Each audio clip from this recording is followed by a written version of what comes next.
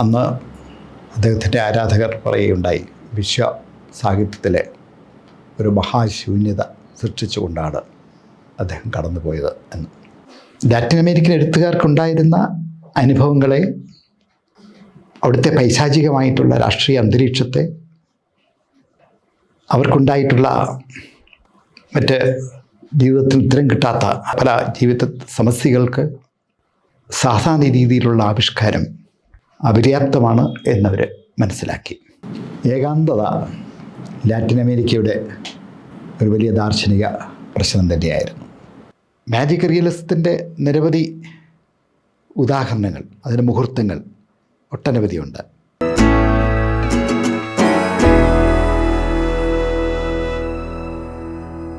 Gabriel Garcia marquess 2014 അന്തരിച്ചു.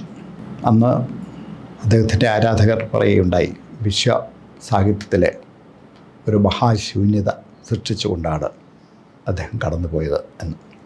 മലയാളികൾക്കും ഏറെ പ്രിയപ്പെട്ട എഴുത്തുകാരനായിരുന്നു മാർക്വസ്. പരിഭാഷയിലൂടെ മാർക്വസിൻ്റെ നോവലുകൾ, പ്രത്യേകിച്ച് ഏകാന്തതയുടെ 100 വർഷങ്ങൾ മലയാളികൾ നെഞ്ചോടേറ്റിയിരുന്നു എന്നതാണ് സത്യം. മറ്റേതോ ലോകത്തു നിന്നും മാന്ത്രിക ചിറക് വീശി ഇവിടെ വന്ന് നമ്മളെ മോഹിച്ചിട്ട് പറന്നുപോയ ഗന്ധർവനെ പോലെയായിരുന്നു മാർക്വസ് എന്നാണ് ഒരു വായനക്കാരെന്ന് എഴുതി കണ്ടത്. ഏതോ മായക്കാഴ്ചയിലെ ഗന്ധർവൻ. 1960കളിൽ ഒരു ലാറ്റിൻ അമേരിക്കൻ ബൂം എന്ന് വിശേഷിപ്പിക്കുന്ന ലാറ്റിൻ അമേരിക്കൻ സാഹിത്യത്തിൻ്റെ ഒരു വസന്തകാലം ഉണ്ടായിരുന്നു. അന്ന് അലീഷ്യോ കാർപ്പൻഷിയർ ക്യൂബയിലും, Carlos Fuentes Mexico, Vargas Llosa Peru, Luis Borges Argentina, Cortazar Argentina, ഇവരൊക്കെ ലാറ്റിൻ അമേരിക്കൻ നാടുകളിൽ വളരെ സജീവമായി സാഹിത്യ രചന നടത്തിക്കൊണ്ടിരുന്ന കാലമാണ് 60കൾ. 60കൾ ലാറ്റിൻ അമേരിക്കൻ രാഷ്ട്രീയ ചരിത്രത്തിൻ്റെ നിർണായകമായ കാലഘട്ടമായിരുന്നു. പട്ടാള അട്ടിമറിയോടുകൂടി ഉണ്ടാകുന്ന ഭരണം, ആ ഭരണകൂടത്തിൻ്റെ ഭീകരത, ജനജീവിതത്തിൻ്റെ സ്വസ്ഥത ഇല്ലാതാക്കുന്ന ക്രൂരമായിട്ടുള്ള ഭരണം, അവസാനമില്ലാത്ത ആഭ്യന്തര കലഹം, ധ്വംസിക്കപ്പെടുന്ന അവകാശങ്ങൾ, സ്വാതന്ത്ര്യം, ഇതൊക്കെ ലാറ്റിൻ അമേരിക്കയ്ക്ക് മാത്രം ഉണ്ടായിരുന്ന സ്വകാര്യ ദുഃഖങ്ങളായിരുന്നു. അപ്പോൾ ഈ ലാറ്റിൻ അമേരിക്കൻ പ്രതിസന്ധിയെ, സാംസ്കാരിക പ്രതിസന്ധിയെ സാഹിത്യ രചനയിലൂടെ ആവിഷ്കരിക്കുവാൻ ഈ പറഞ്ഞ എഴുത്തുകാർ ശ്രമിച്ചിരുന്നു. അത് ആധുനികതയുടെ കാലമായിരുന്നു. ആധുനികതയുടെ മധ്യാഹ്നം ഒക്കെ കഴിഞ്ഞു നിൽക്കുന്ന കാലമാണ് യൂറോപ്പിലും അമേരിക്കയിലുമൊക്കെ. പക്ഷേ ആ ആധുനികതയ്ക്ക് കുറച്ചുകൂടെ ഒരു വ്യതിയാനം, ഭാവുകത്വ വ്യതിയാനം നൽകുവാൻ ലാറ്റിൻ അമേരിക്കൻ എഴുത്തുകാർക്ക് കഴിഞ്ഞു എന്നുള്ളതാണ് അവരെ വ്യത്യസ്തരാക്കുന്നത്. അവരുടെ പല നോവലുകളും ഉത്തരാധുനികം എന്ന് വിശേഷിപ്പിക്കാവുന്നതാണ്. ആധിപത്യാന്ത പൊരുത്തമില്ലാത്ത, നേർരേഖയിലൂടെ നീങ്ങാത്ത, സുസ്ഥിരമായ ഒരു വീക്ഷണ സ്ഥാനമില്ലാത്ത, ധാർമ്മിക വീക്ഷണമില്ലാത്ത, വിള്ളലുകളുള്ള നോവലുകൾ. ഒരുപക്ഷെ ഉത്തരാധുനികം എന്ന് വിശേഷിപ്പിക്കപ്പെടാവുന്ന നോവലുകളാണ് 1960കളിൽ ലാറ്റിൻ അമേരിക്കയിൽ പ്രസിദ്ധീകരിക്കപ്പെട്ടിട്ടുള്ളത്. ലാറ്റിൻ അമേരിക്കൻ എഴുത്തുകാർക്കുണ്ടായിരുന്ന അനുഭവങ്ങളെ, അവിടുത്തെ പൈശാചികമായിട്ടുള്ള രാഷ്ട്രീയ അന്തരീക്ഷത്തെ, അവർക്കുണ്ടായിട്ടുള്ള മറ്റ് ജീവിതത്തിൽ ഉത്തരം കിട്ടാത്ത പല ജീവിത സമസ്യകൾക്ക് സാധാരണ രീതിയിലുള്ള ആവിഷ്കാരം അപര്യാപ്തമാണ് എന്നവർ മനസ്സിലാക്കി. അങ്ങനെയാണ് മായിക യാഥാർത്ഥ്യം എന്ന് പറയുന്ന മാജിക് റിയലിസം ഒരു കലാതന്ത്രമായി ഒരാവിഷ്കാര രീതിയായി ലാറ്റിൻ അമേരിക്കയിൽ പ്രചാരം ലഭിച്ചത്. സാധാരണ സംഭവങ്ങൾ, സാധാരണ യാഥാർത്ഥ്യത്തെ ആവിഷ്കരിക്കുന്ന നോവലുകളിൽ അയഥാർത്ഥവും അസാധാരണവുമായിട്ടുള്ള സംഭവങ്ങളെയും സാഹചര്യങ്ങളെയും വിന്യസിക്കുമ്പോഴാണ് മാജിക് റിയലിസം, മായിക യാഥാർത്ഥ്യം എന്ന ആവിഷ്കാര രീതി യാഥാർത്ഥ്യമാകുന്നത്, സാധ്യമാകുന്നത്. റിയലിസ്റ്റിക്കായിട്ടുള്ള, യഥാർത്ഥമായിട്ടുള്ള നോവലിൽ അയഥാർത്ഥമായിട്ടുള്ള, അസാധാരണമായിട്ടുള്ള, അവിശ്വസനീയമായിട്ടുള്ള കാര്യങ്ങൾ കടന്നു വരുന്നു. അത് വിശ്വസനീയമായ രീതിയിൽ സന്നിവേശിപ്പിക്കപ്പെടുന്നു. വായനക്കാരൻ അവൻ്റെ അവിശ്വാസത്തെ മനസ്സോടെ, ഇഷ്ടത്തോടെ തന്നെ അടിച്ചമർത്തുന്നു. അവിശ്വസിക്കാൻ അവന് കഴിയുന്നില്ല. ബിൽഡിംഗ് സസ്പെൻഷൻ ഓഫ് ഡിസ്ബിലീഫ് എന്ന് കോൾറിഡ്ജ് പറയാറുണ്ടല്ലോ. അങ്ങനെ മാജിക് റിയലിസം ലാറ്റിൻ അമേരിക്കൻ നോവലുകളുടെ അവിഭാജ്യ ഘടകമായി മാറി. അവർ നേരിട്ട പുതിയ യാഥാർത്ഥ്യത്തെ, ഭീകര യാഥാർത്ഥ്യത്തെ, നിലനിൽപ്പിനെ പോലും ചോദ്യം ചെയ്യുന്ന, അവരുടെ സ്വാതന്ത്ര്യത്തെ പോലും നിഷേധിക്കുന്ന ഭരണകൂടത്തിൻ്റെ ഭീകരതയെ ആവിഷ്കരിക്കുവാൻ സാധാരണ രീതി മതിയാകുമായിരുന്നില്ല. അതുകൊണ്ടാണ് നിലവിലുള്ള നോവലെഴുത്തിൻ്റെ രീതിശാസ്ത്രത്തെ, അതിൻ്റെ സൗന്ദര്യശാസ്ത്രത്തെ തിരുത്തിക്കുറിച്ചുകൊണ്ട്, അതിൻ്റെ ഘടനയെ അട്ടിമറിച്ചുകൊണ്ട് ഒരു പുതിയ ആവിഷ്കാര തന്ത്രം അവിടെ ഉദയം ചെയ്യുന്നത്. മാർക്കസ് കൊളംബിയയിലെ രാഷ്ട്രീയ യാഥാർത്ഥ്യത്തെ ആണ് ആവിഷ്കരിക്കുവാൻ ശ്രമിച്ചത്. കൊളംബിയയിലെ അത്ര തന്നെ അഭിലഷണീയമല്ലാത്ത ചില ഭീകര സാഹചര്യങ്ങളെ, രാഷ്ട്രീയ സാഹചര്യങ്ങളെ, അവിടെ നിരന്തരമുണ്ടാകുന്ന യുദ്ധങ്ങളെ, ആഭ്യന്തര കലഹങ്ങളെ, അതുകൊണ്ട് പൊറുതിമുട്ടുന്ന ജനങ്ങളെ, അവരുടെ പ്രതിസന്ധികളെയൊക്കെ മാന്ത്രിക ഭാവനയുടെ, ചിലപ്പോഴൊക്കെ ഭ്രമകൽപ്പനയുടെ സഹായത്തോടെ മാർക്കസ് അവതരിപ്പിച്ചു. അതിനദ്ദേഹം പുരാവൃത്തത്തെയും നാടോടി കഥകളെയുമൊക്കെ കൂട്ടുപിടിച്ചു. ഒരുപക്ഷെ നാടിൻ്റെയും നാടോടി കഥകളുടെയും മഴ ദൈവങ്ങളുടെയും ഒക്കെ കഥ കേട്ട് സമ്പന്നമായതാണ് ലാറ്റിൻ അമേരിക്കൻ ഭാവന തന്നെ. അപ്പോൾ പുരാവൃത്തമില്ലാതെ, നാടോടി കഥയില്ലാതെ അവർക്ക് സാഹിത്യമില്ല. മാർക്കസ് അവതരിപ്പിക്കുന്ന ആ ലാറ്റിൻ അമേരിക്കൻ സാഹചര്യത്തെ സാർവലൗകികമാക്കുന്നതിന് ഈ പുരാവൃത്തം, മിത്ത് സഹായിച്ചിട്ടുണ്ട്. അത്യുക്തിയുടെ ഭാഷയിൽ അതിശയോക്തി കലർത്തി അദ്ദേഹം ഈ സാഹചര്യങ്ങളെ, തൻ്റെ നാട്ടിലെ ജനങ്ങളുടെ തീരാത്ത ദുരിതത്തെക്കുറിച്ച് എഴുതുമ്പോൾ അത് വായനക്കാരന് ജീവിതാവബോധവും നെറികെട്ട ഭരണ സംവിധാനത്തിൻ്റെ ക്രൂരതയെക്കുറിച്ചുള്ള ഉൾക്കാഴ്ചയും തിരിച്ചറിവും പ്രദാനം ചെയ്യുന്നു. മാർക്കസിൻ്റെ കണ്ടുപിടുത്തമാണ് മാക്കോണ്ടോ എന്ന ഒരു സാങ്കല്പിക പ്രദേശം. അദ്ദേഹത്തിൻ്റെ പല നോവലുകളും ഈ പ്രദേശം ഒരു സാങ്കല്പിക ഗ്രാമമെന്നോ നഗരമെന്നോ ഒക്കെ പറയാവുന്ന മാക്കോണ്ടോ കടന്നു വരുന്നുണ്ട്. അദ്ദേഹം ജനിച്ചത് അരക്കട്ടക്കയിലാണ്. ആ അരക്കട്ടക്കയായിട്ട് സാമ്യമുള്ള ഒരു സാങ്കല്പികമായ പ്രദേശം. അദ്ദേഹത്തെക്കുറിച്ച് പറയുന്നുണ്ട്, അരക്കട്ടയ്ക്കലേക്കുള്ള യാത്രക്കിടയിലാണ് ഒരു വാഴത്തോട്ടത്തിന് മുൻപിൽ, ഗേറ്റിന് മുൻപിൽ മാക്കോണ്ടോ എന്ന് എഴുതി വെച്ചിരിക്കുന്നത് കണ്ടു. ആ പേരിൻ്റെ കാവ്യാത്മകമായ ഭംഗിയാണ് മാർക്കസിനെ ആകർഷിച്ചത്. അദ്ദേഹം എൻസൈക്ലോപീഡിയയിൽ നോക്കിയപ്പോൾ അത് ഉഷ്ണമേഖല ആ രാജ്യത്തുള്ള ഒരു മരത്തിൻ്റെ പേരാണെന്നാണ് മനസ്സിലാക്കിയത്. മാർക്കസിൻ്റെ നോവലുകളിൽ രാഷ്ട്രീയ യാഥാർത്ഥ്യങ്ങൾ മാത്രമല്ല, അവിടുത്തെ സമഗ്രാധിപത്യത്തിൻ്റെ ആവിഷ്കാരം മാത്രമായിരുന്നില്ല അദ്ദേഹത്തിൻ്റെ നോവലുകൾ. അത് മനുഷ്യാവസ്ഥയുടെ പല തലങ്ങളും കടന്നു വരുന്നുണ്ട്. ഏകാന്തത അല്ലെങ്കിൽ ഏകാകിത മാർക്കസിൻ്റെ പല നോവലുകളുടെയും ആവർത്തിച്ചു വരുന്ന വിഷയമാണ്. 1982 നൊബേൽ പ്രൈസ് സ്വീകരിച്ചുകൊണ്ട് അദ്ദേഹം നടത്തിയ പ്രസംഗത്തിൽ the solitude of Latin America എന്ന് പറയുന്നുണ്ട്. അതിൽ ലാറ്റിൻ അമേരിക്കയുടെ യാഥാർത്ഥ്യത്തെ അവരുടെ അല്ലാത്ത ഒരു രീതിയിൽ ആവിഷ്കരിക്കപ്പെടുമ്പോൾ അവർ കൂടുതൽ അപ്രധാനമാകുകയും അവർ കൂടുതൽ ഏകാഗികളായി മാറുകയും ചെയ്യുന്നു എന്നാണ് മാർക്കസ് പറയുന്നത്. ലാറ്റിൻ അമേരിക്കയിലെ യാഥാർത്ഥ്യത്തെ അവരുടേതല്ലാത്ത, അവർക്ക് സുപരിചിതമല്ലാത്ത ഒരു രീതിയിൽ മാജിക് റിയലിസമൊക്കെ ഉപയോഗിച്ച് ആവിഷ്കരിക്കുമ്പോൾ അവർ കൂടുതൽ അറിയപ്പെടാത്തവരാകുകയും അങ്ങനെ കൂടുതൽ ഏകാഗികൾ ആയി മാറുകയും കൂടുതൽ ഏകാന്തതയുള്ളവരായി മാറുകയും ചെയ്യുന്നു എന്ന് അദ്ദേഹം അതിനെ ന്യായീകരിക്കുന്നുണ്ട്.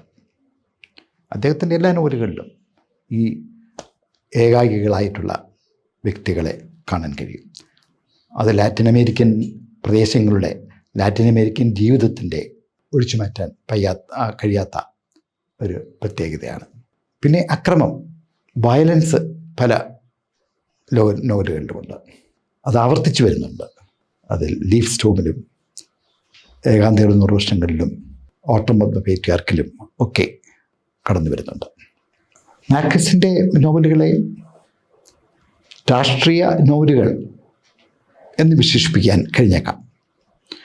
എന്നാൽ അത് പരമ്പരാഗതമായ രീതിയിൽ എഴുതപ്പെട്ടിട്ടുള്ള രാഷ്ട്രീയ നോവലല്ല. ഓർവെലിന് ശേഷം രചിക്കപ്പെട്ട രാഷ്ട്രീയ നോവലുകൾക്ക് ഉള്ള സവിശേഷത മാർക്കസിൻ നോവലിലും കാണാം. രാഷ്ട്രീയ യാഥാർത്ഥ്യങ്ങളെ, രാഷ്ട്രീയ സാഹചര്യങ്ങളെ, പ്രത്യയശാസ്ത്രങ്ങളെ നോവലിലൂടെ അവതരിപ്പിക്കുന്നു. മനുഷ്യ ജീവിതത്തിലൂടെ ആവിഷ്കരിക്കുമ്പോഴാണ് രാഷ്ട്രീയ നോവൽ ഉണ്ടാകുന്നത് നാം വിശ്വസിക്കുന്നു. എന്നാൽ ഈ രാഷ്ട്രീയ സംസ്കാരത്തിൻ്റെ സങ്കീർണത കൂടുമ്പോൾ അതിൻ്റെ ആവിഷ്കാര രീതിയും മാറുന്നു. ഇങ്ങനെ ഓർവെലിന് ശേഷം, ഓർവെലിൻ്റെ 1984 ഒരു പ്രശസ്തമായ രാഷ്ട്രീയ നോവലാണല്ലോ, അതിനുശേഷം എഴുതപ്പെട്ടിട്ടുള്ള രാഷ്ട്രീയ നോവലുകളുടെ ശ്രേണിയിൽ കൂട്ടത്തിൽ വെച്ച് വായിക്കാൻ പറ്റുന്നതാണ് മാർക്കസിൻ്റെ നോവലുകളൊക്കെ. അവിടെ രാഷ്ട്രീയ പ്രത്യയശാസ്ത്രം വ്യക്തികളുടെ വൈകാരിക ജീവിതവുമായിട്ട് ഇഴുകിച്ചേർത്ത് ആണ് നോവൽ എഴുതപ്പെട്ടിരിക്കുന്നത്. നേരിട്ട് രാഷ്ട്രീയ സത്യങ്ങളോ പ്രത്യയശാസ്ത്രങ്ങളെ കുറിച്ചുള്ള പ്രഖ്യാപനങ്ങളോ ഒന്നും നോവൽ കാണാൻ കഴിയില്ല. പക്ഷേ അതിൻ്റെ അടിത്തട്ടിൽ അതിലെ കഥാപാത്രങ്ങളുടെ, നോവലിലെ കഥാപാത്രങ്ങളുടെ വൈകാരിക ഘടന പരിശോധിക്കുമ്പോൾ രാഷ്ട്രീയ ജീവിതം എങ്ങനെ അവരുടെ ജീവിതത്തെ സ്വാധീനിച്ചിരുന്നു, അവരുടെ ജീവിതത്തിനെ രൂപപ്പെടുത്തുന്നതിൽ അതിനെങ്ങനെ പങ്കുവഹിച്ചു, അവരുടെ ജീവിതത്തിലെ ദുരന്തത്തിന് അതെത്രമാത്രം കാരണമായി എന്ന് കാണാൻ കഴിയും. ജർമ്മനിയിൽ ഗുന്തർ ഗ്രാസ്, റഷ്യയിലെ സോൾഷനിറ്റ്സൺ, മിലാൻ കുന്ദേര, ഇവരൊക്കെ ഓർവെലിന് ശേഷം പ്രശസ്തരായ രാഷ്ട്രീയ നോവൽ എഴുത്തുകാരാണ്. ആ കൂട്ടത്തിലാണ് ഗാർഷ്യ മാർക്കസ്. അദ്ദേഹത്തിൻ്റെ നോവലുകളെ രാഷ്ട്രീയ നോവൽ എന്ന് നമുക്ക് വിശേഷിപ്പിക്കാവുന്നതാണ്. മാർക്കസിൻ്റെ സ്വാധീനം ഏറ്റവും ഉണ്ടായിരുന്ന നോവലിസ്റ്റാണ് സൽമാൻ റുഷ്ദി. സൽമാൻ റുഷ്ദിയുടെ അടുത്ത കാലത്തിറങ്ങിയ വിക്ടറി സിറ്റി, വിജയനഗരം എന്ന നോവലിൽ മാർക്കസിൻ്റെ സ്വാധീനം വളരെ വ്യക്തമായി കാണാവുന്നതാണ്. പുരാവൃത്തത്തെ എങ്ങനെ ചരിത്രത്തിൻ്റെ ആവിഷ്കാരത്തിന്, ചരിത്രത്തിൻ്റെ വിശകലനത്തിന് ഉപയോഗിക്കാൻ പറ്റുമെന്നുള്ളതിൻ്റെ ഉദാഹരണമാണ് റുഷ്ദിയുടെ വിജയനഗരം എന്ന് പറയാവുന്ന വിക്ടറി സിറ്റി, വിജയനഗര സാമ്രാജ്യത്തെക്കുറിച്ചുള്ള നോവലാണത്.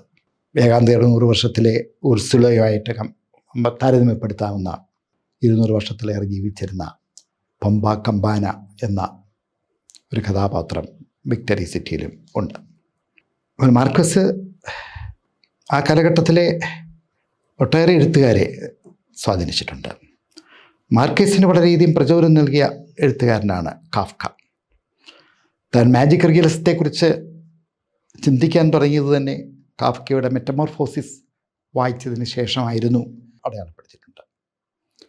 ഒരുപക്ഷേ മാജിക് റിയലിസം തന്നെ യൂറോപ്പിൽ അതിന് മുൻപ് രൂപം കൊണ്ട സർറിയലിസത്തിൻ്റെ ഒരു വ്യാഖ്യാനമാണ്. അപ്പോൾ അങ്ങനെ വളരെ പുതിയ ആവിഷ്കാര തന്ത്രങ്ങൾ ഉപയോഗിച്ചുകൊണ്ട് ലാറ്റിൻ അമേരിക്കയുടെ ജീവിത സമസ്യകളെ, ഭരണകൂട ഭീകരതയെ, അസ്തിത്വവാദപരമായ രാഷ്ട്രീയത്തെ വ്യാഖ്യാനം ചെയ്യുവാൻ മാർക്കസ് ശ്രമിച്ചിട്ടുണ്ട്. മാർക്കസിൻ്റെ ജനനം കൊളംബിയ അരക്കട്ടക്കലാണ് 1927. അച്ഛൻ ഗബ്രിയൽ മാർക്കസ്, അമ്മ ലൂസിയ. അദ്ദേഹം നിയമപഠനം കഴിഞ്ഞിട്ട് ജേർണലിസ്റ്റ് ആകുകയായിരുന്നു. ഞാൻ വളരെ ചെറുപ്പം മുതലേ, എൻ്റെ 8 വയസ്സ് മുതൽ അദ്ദേഹം മുത്തച്ഛൻ്റെയും മുത്തശ്ശിയുടെ ഒപ്പമാണ് കഴിഞ്ഞിരുന്നത്. മുത്തച്ഛൻ ആണ് മാർക്കസിന് ചരിത്രബോധം നൽകുന്നത്. ചരിത്രത്തെക്കുറിച്ചും ഒക്കെ കൂടുതൽ അദ്ദേഹത്തിനെ പഠിപ്പിക്കുന്നത് മുത്തച്ഛനാണ്.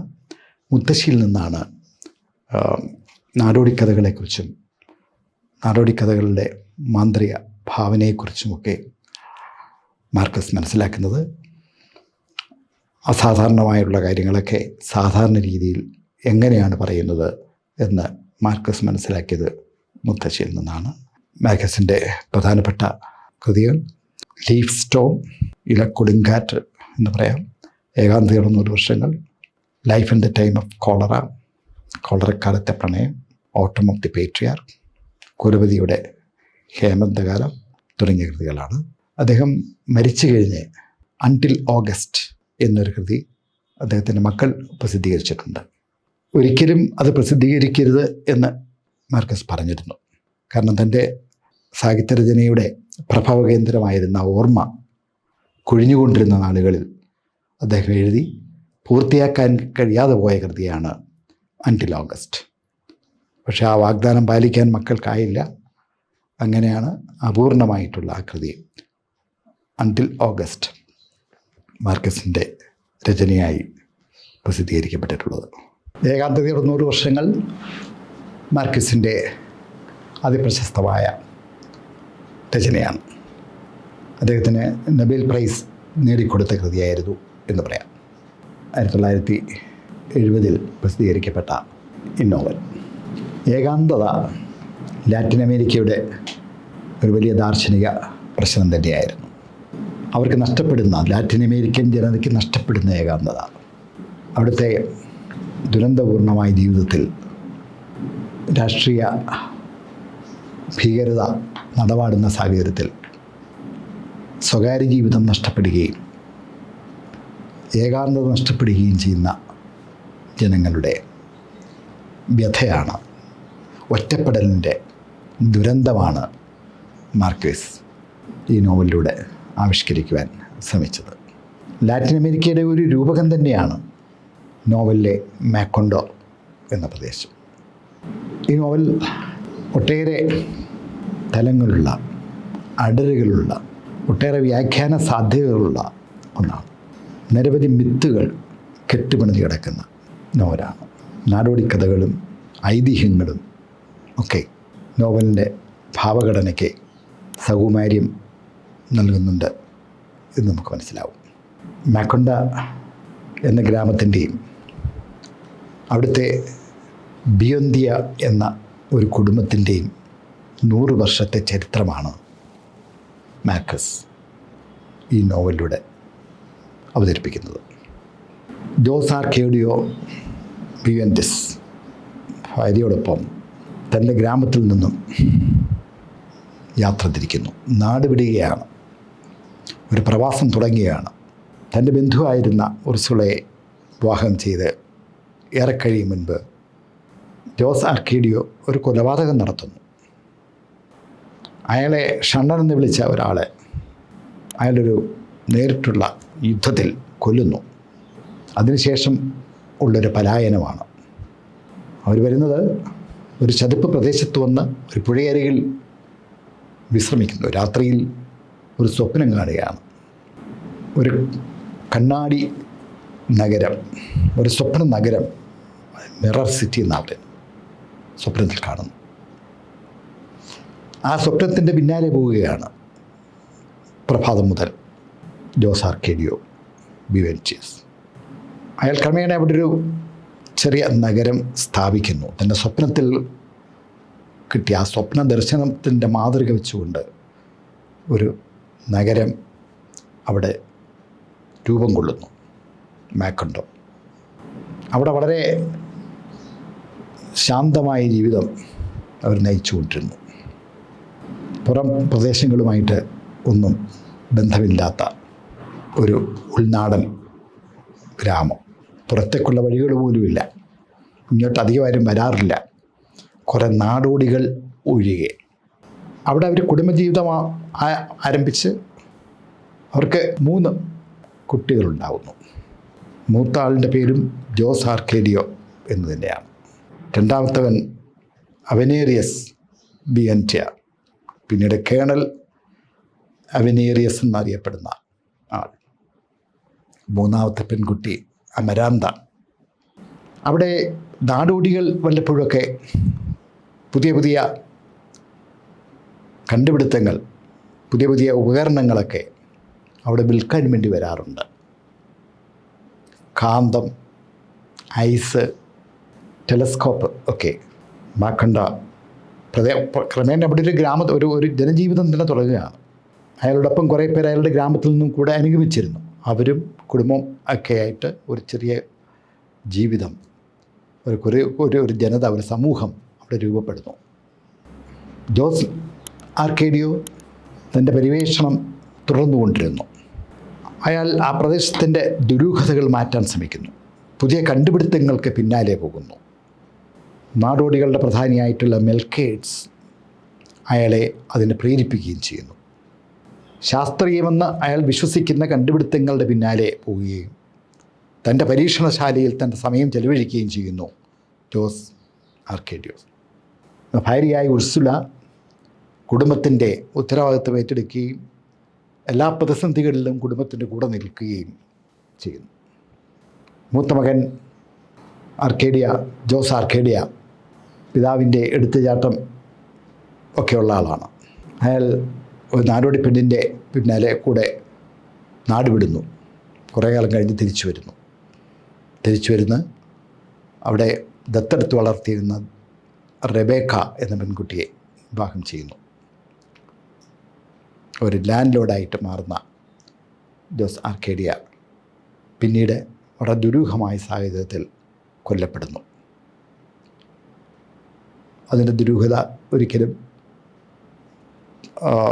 പരിഹരിക്കപ്പെടുന്നില്ല.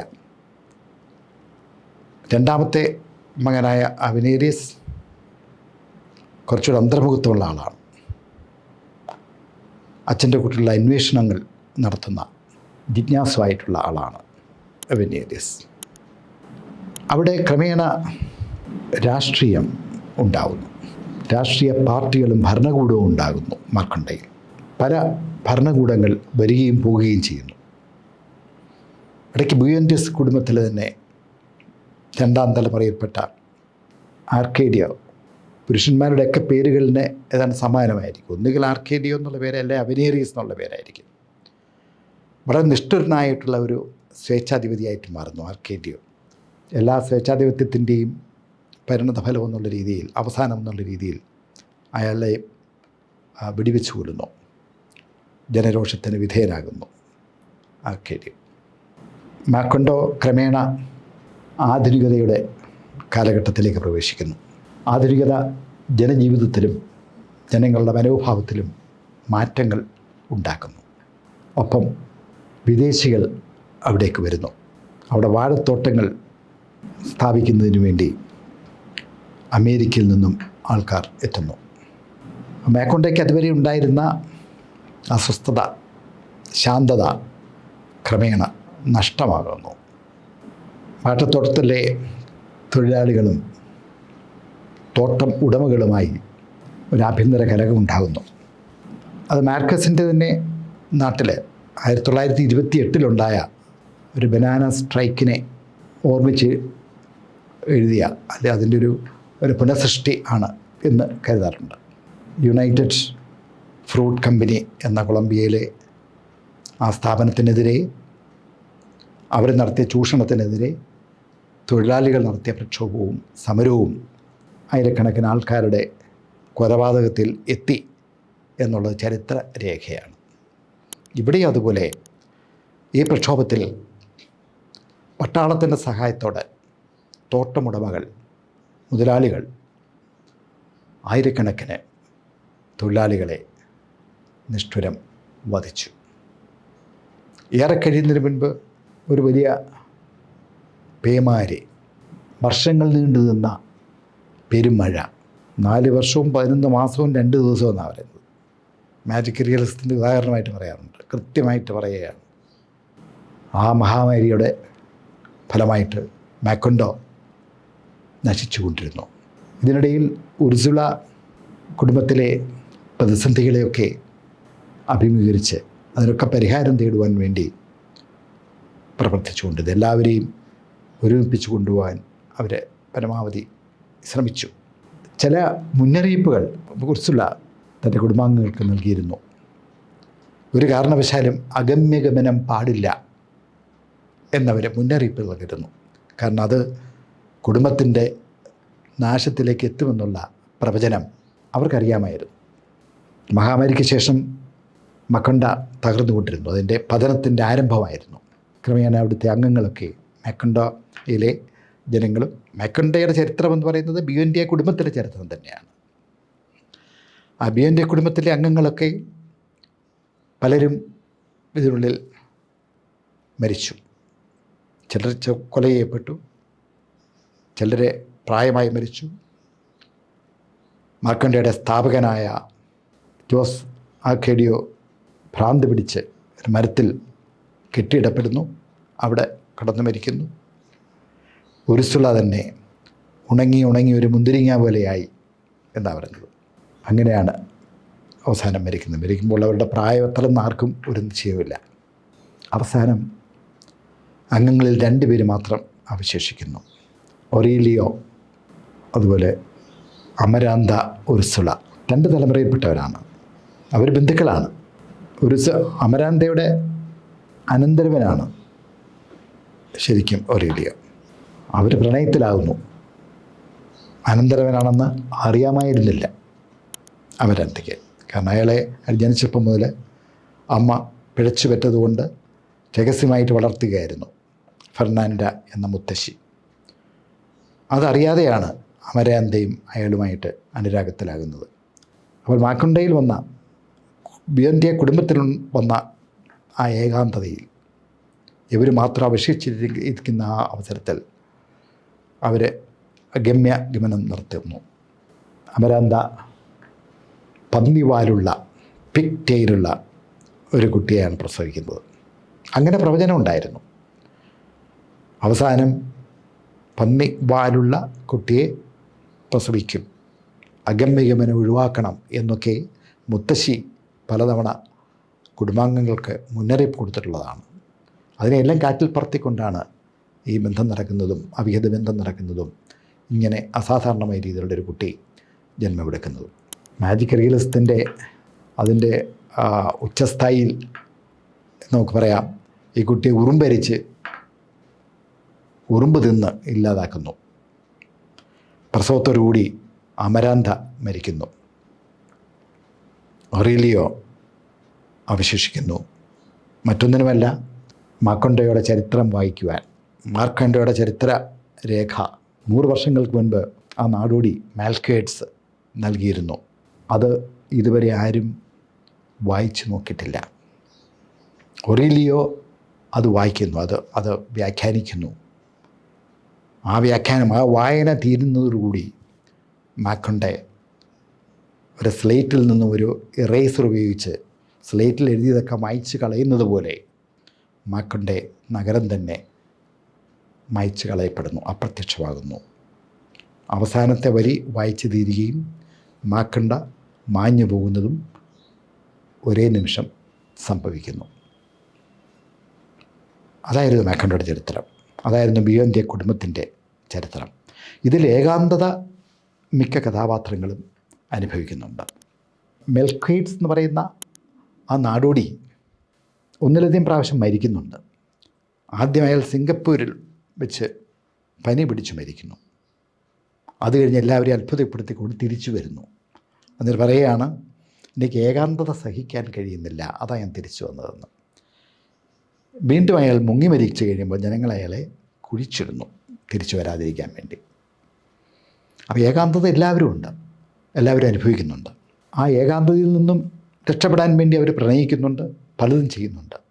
പക്ഷേ ഏകാന്തത ഒരു ശാപം പോലെ അവരെ പിന്തുടരുന്നു. മരണം എന്ന ഏകാന്തത. അവസാനം അവരെയൊക്കെ പുണരുകയാണ് ചെയ്യുന്നത്. മാജിക് റിയലിസത്തിൻ്റെ നിരവധി ഉദാഹരണങ്ങൾ, അതിൻ്റെ മുഹൂർത്തങ്ങൾ ഒട്ടനവധിയുണ്ട്. ഇവിടെ പറയുന്നത് റെമീഡിയസ് ദ ബ്യൂട്ടി എന്നൊരു കഥാപാത്രമുണ്ട്. അവർ ഉടലോടെ സ്വർഗത്ത് പോകുന്നതായിട്ട് പറയുന്നു. അതുപോലെ 4 വർഷവും 11 മാസവും 2 ദിവസവും കൃത്യമായിട്ട് മഴ പെയ്തു എന്ന് പറയുന്നതിൽ അത്യുക്തിയുണ്ട്, അസാധാരണതയുണ്ട്. മഞ്ഞ നിറത്തോട് മാർക്കസ് പ്രത്യേക ആഭിമുഖ്യം നോവൽ കാണിക്കുന്നതായിട്ട് കാണാം. ഒരു പ്രതീകമായിട്ട് എടുക്കാവുന്നതാണ്. മാറ്റത്തിൻ്റെ, നാശത്തിൻ്റെ, മരണത്തിൻ്റെയൊക്കെ പ്രതീകമായിട്ട് മഞ്ഞ നിറം. ഒരു കഥാപാത്രം മൗറീഷ്യോ എന്നൊരു കഥാപാത്രമുണ്ട്. അയാൾ നാടോടിയായിരുന്നു. അയാൾ ബിയൻ്റെ കുടുംബത്തിലെ ഒരു പെൺകുട്ടിയെ, മെം എന്നുള്ള പെൺകുട്ടിയെ പ്രണയിക്കുന്നു. അതിൽ നിന്നുമാണ് ഉർസുല ഉണ്ടാകുന്നത്. ഈ മൗറീഷ്യോ പോകുന്നിടത്തൊക്കെ മഞ്ഞ ശലഭങ്ങൾ, മഞ്ഞ ചിറകുകളുള്ള ചിത്രശലഭങ്ങൾ അയാളെ പിന്തുടരുന്നു. മക്കോണ്ടോയുടെ സ്ഥാപകൻ ജോസ് ആർക്കേഡിയോ മരിച്ചു കഴിയുമ്പോഴേ പ്രകൃതി മഞ്ഞപ്പൂക്കൾ വർഷിക്കുകയാണ്. അപ്പോൾ മഞ്ഞയ്ക്ക് നാശത്തിൻ്റെ, മരണത്തിൻ്റെ ഒക്കെ പ്രതീകമായിട്ട് നോവലിൽ കടന്നു വരുന്നുണ്ട്. ഈ നോവല് പല രീതിയിൽ വ്യാഖ്യാനം ചെയ്യപ്പെട്ടിട്ടുണ്ട്. പല പുരാവൃത്തങ്ങൾ, പല ഐതിഹ്യങ്ങൾ, നാടോടി കഥകൾ നോവലിനെ നിറം പിടിപ്പിക്കുന്നുണ്ട്. ഇതിലെ മനുഷ്യ അവസ്ഥയെക്കുറിച്ചുള്ള വ്യാഖ്യാനങ്ങൾ നിരവധിയായുണ്ട്. അപ്പോൾ ഒരു പ്രദേശത്തിൻ്റെ കഥ പറയുന്നതിലൂടെ മക്കോണ്ടോ എന്ന് പറയുന്നത് ഒരു ഈ ലോകത്തിൻ്റെ തന്നെ ഒരു സൂക്ഷ്മ രൂപം, ഒരു മൈക്രോകോസം എന്ന് പറയാവുന്നതാണ്. മാർക്കസിന് ഇഷ്ടപ്പെട്ട പല പ്രമേയങ്ങളും, അദ്ദേഹത്തിന് ഒഴിയാബാധയായിട്ടുള്ള പല വിഷയങ്ങളും ഇതിൽ കടന്നു വരുന്നുണ്ട്. പ്രണയവും രതിയും കൊലപാതകവും ഒക്കെയുണ്ട്.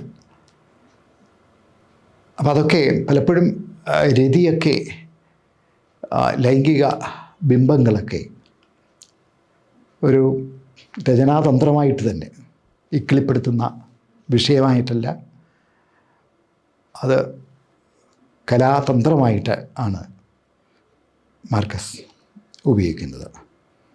വളരെ ജീർണിച്ച സാഹചര്യങ്ങളെക്കുറിച്ചും സാമൂഹിക സന്ദർഭങ്ങളെക്കുറിച്ചൊക്കെ പറയുമ്പോൾ അദ്ദേഹം രതിബിംബങ്ങൾ ഒക്കെ ഉപയോഗിക്കാറുണ്ട്.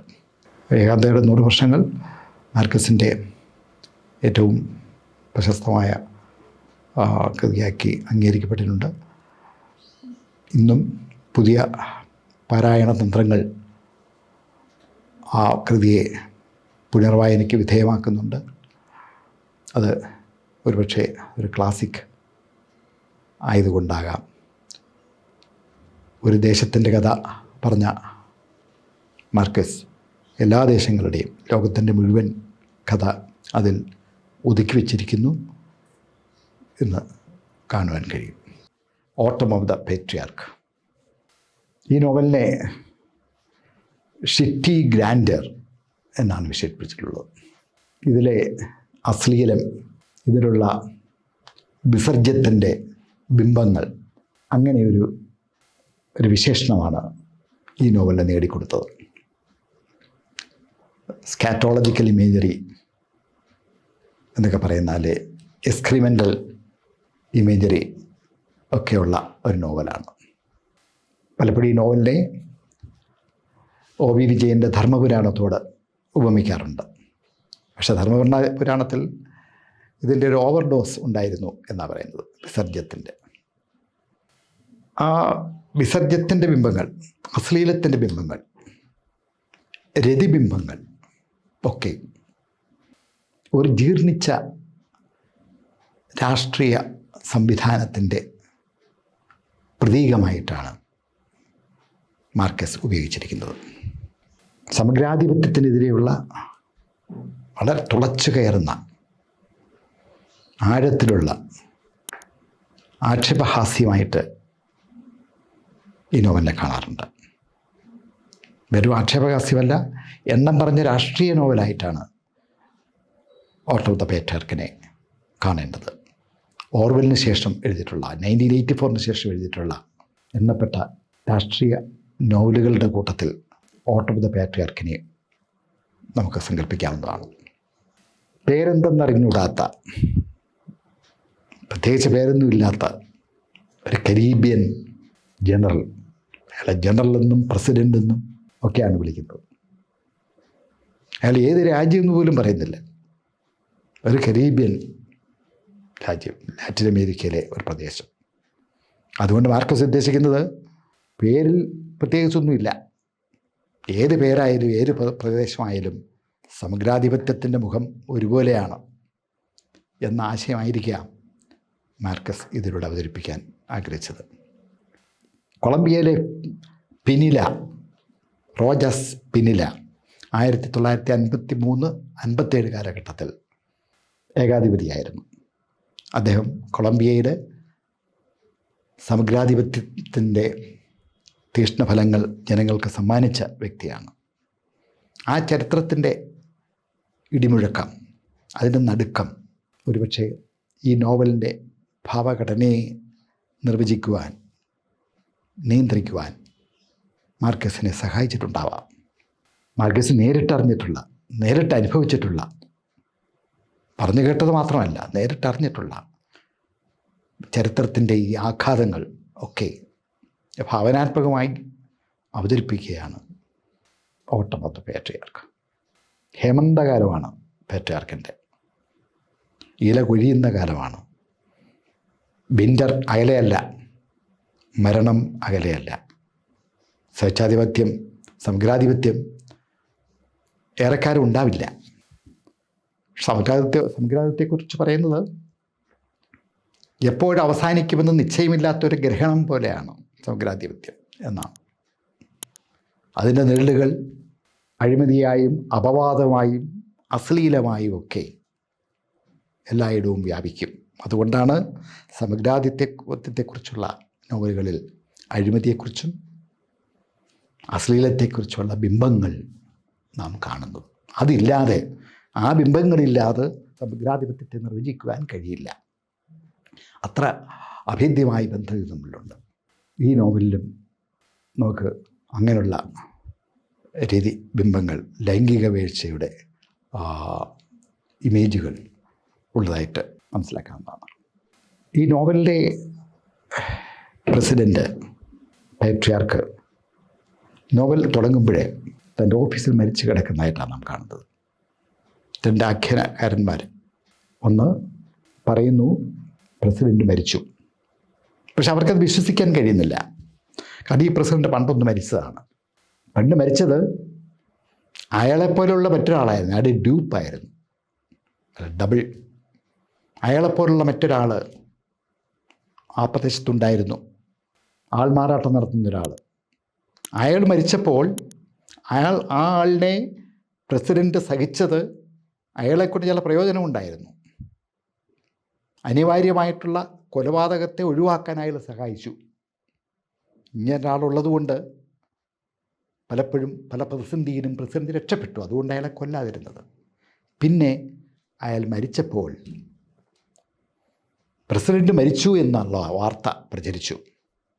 അതുകൊണ്ടൊരു ഗുണമുണ്ടായി പ്രസിഡൻ്റ്.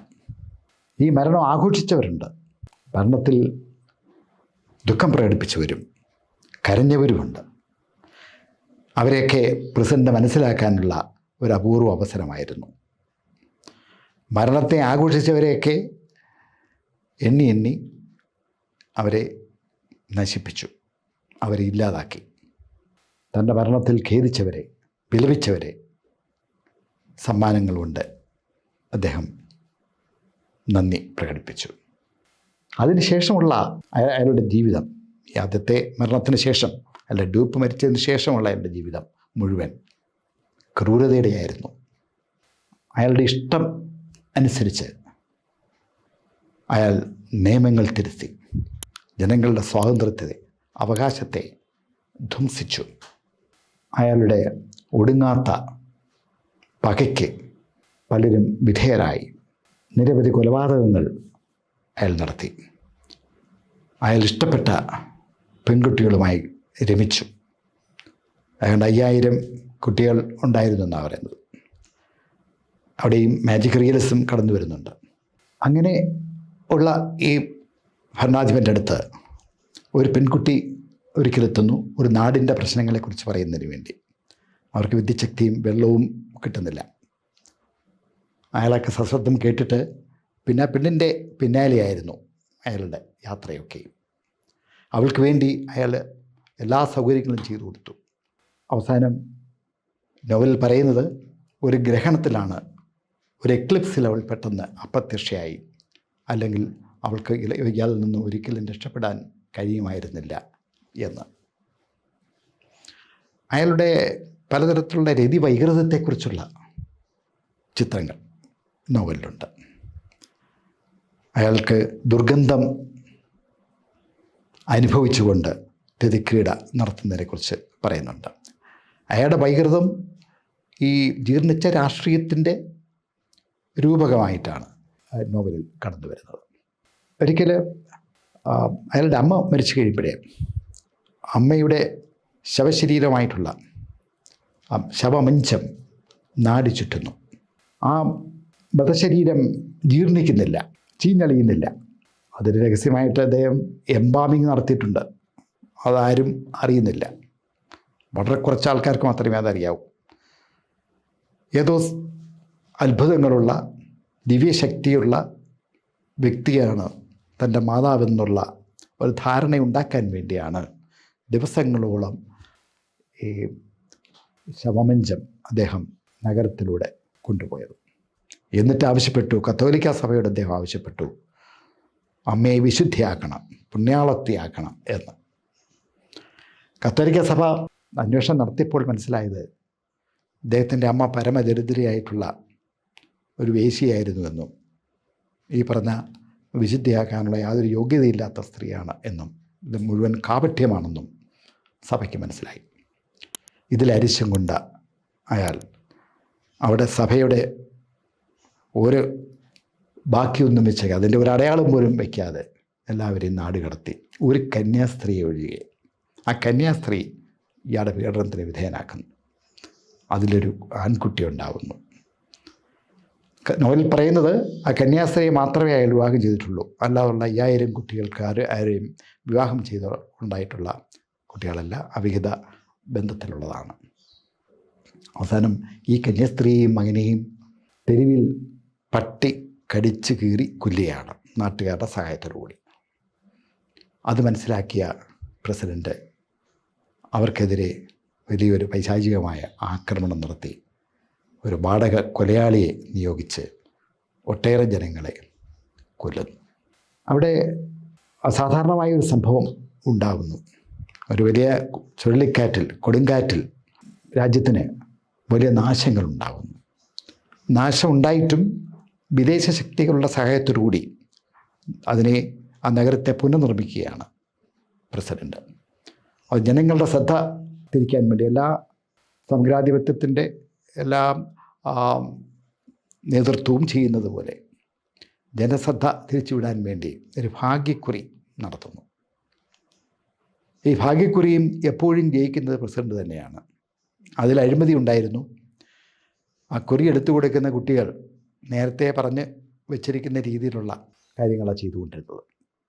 ഇത് പ്രത്യേക ബില്യാർഡ് ബോൾ, നമ്പറിട്ടിട്ടുള്ള ബില്യാർഡിൻ്റെ ബോളുകളുണ്ട്. ആ ബില്യാർഡ് ബോൾ തൊട്ട് കഴിഞ്ഞാൽ അതിൻ്റെ തണുപ്പനുസരിച്ച് ഏറ്റവും തണുപ്പുള്ളതായിരിക്കും ആവശ്യമുള്ള ബോൾ, ആവശ്യമുള്ള കുറി അതാണ്. അങ്ങനെ ഒരു അഴിമതിയിലൂടെ എപ്പോഴും വിജയിക്കുന്നത് പ്രസിഡൻ്റാണെന്ന് തോന്നുന്നു. 2000 കുട്ടികൾ ആ രീതിയിൽ വന്നപ്പോഴേ രഹസ്യം പുറത്തറിയാൻ വേണ്ടി അവരെയൊക്കെ നിലവറകളിൽ പൂട്ടിയിട്ടു. വീണ്ടും കുട്ടികൾ വരുന്ന പറഞ്ഞാൽ അവരെ ഇടാൻ സ്ഥലമില്ല. അപ്പോൾ പ്രസിഡന്റ് ചെയ്തത് ഈ 2000 കുട്ടികളെയും കടലിൽ താത്തു. ഇതിന് പ്രക്ഷോഭമുണ്ടായി അവിടെ. അവസാനം വാർദ്ധക്യത്തിലെത്തുന്ന അയാൾക്ക് 200 വയസ്സിൽ കൂടുതൽ പ്രായമുണ്ടെന്നാണ് പറയുന്നത്. അവസാനം അയാളുടെ ശക്തി ക്ഷയിക്കുന്നു. അയാൾ ഒന്നുമില്ലാതെ മാറുന്നു, കരുത്ത് നഷ്ടപ്പെട്ട ആളായിട്ട് മാറുന്നു. ഇതാണ് നോവലിൻ്റെ പ്രമേയം. ഇതാണ്. ഇത് വലിയ കയ്യടക്കത്തോടുകൂടി ഈ വിഷയത്തെ മാർക്കസ് സമീപിച്ചിരിക്കുന്നു. എല്ലാ കാലവും സമഗ്രാധിപത്യം സമൂഹത്തോട് ചെയ്യുന്ന, ജനതയോട് ചെയ്യുന്ന ക്രൂരതയെക്കുറിച്ചുള്ള ഒരു വലിയ ആഖ്യാനമാണ്. 2016 നെയ്ബർഹുഡ് എന്ന ഒരു നോവൽ വർഗാസ് യോസ എഴുതിയിട്ടുണ്ട്. നെയ്ബർഹുഡ്. ഫുജിമോറി 1990കളിൽ പെറുവിൽ ഏകാധിപതിയായിരുന്ന ഫുജിമോറി എന്ന ഏകാധിപതിയെ കേന്ദ്ര കഥാപാത്രമാക്കിക്കൊണ്ട് അയാളുടെ ജീവിതം ഈ നോവലിലൂടെ വ്യാഖ്യാനിക്കുകയായിരുന്നു വർഗാസ് യോസ. നെയ്ബർഹുഡ് എന്ന നോവലിൽ. അപ്പം അങ്ങനെ എല്ലാ കാലവും സമഗ്രാധിപത്യത്തെ ചെറുത്ത് നിൽക്കുന്നതിന് വേണ്ടിയുള്ള ശ്രമമായിട്ട് സ്വന്തം സംസ്കാരത്തെ, സ്വന്തം സ്വത്വത്തെ തിരിച്ചു പിടിക്കുന്നതിന് വേണ്ടിയുള്ള ശ്രമമായിട്ട്, സമഗ്രാധിപത്യത്തിന് മുമ്പുണ്ടായിരുന്ന സംസ്കാരത്തെ വീണ്ടെടുക്കുന്നതിന്, ആ സാംസ്കാരിക തനിമയെ നിലനിർത്തുന്നതിന് സാഹിത്യരചനകളിലൂടെ എഴുത്തുകാർ ശ്രമിക്കുന്ന ഒരു പാരമ്പര്യമുണ്ട്. അതുതന്നെയാണ് ഇവിടെ മാർക്കസ് ചെയ്യുന്നത്. അദ്ദേഹം ഒരു സാംസ്കാരിക പ്രവൃത്തിയാണ് ഈ രചനയിലൂടെ നടത്തുന്നത്. ലാറ്റിൻ അമേരിക്കൻ പ്രദേശങ്ങളെ സംസ്കാരത്തെ വീണ്ടെടുക്കുവാനും അത് നശിപ്പിക്കുമ്പോൾ അതിനെതിരെയുള്ള പ്രതിരോധത്തിനും വേണ്ടി നോവലെഴുത്തിനെ സമീപിച്ച ആളാണ്.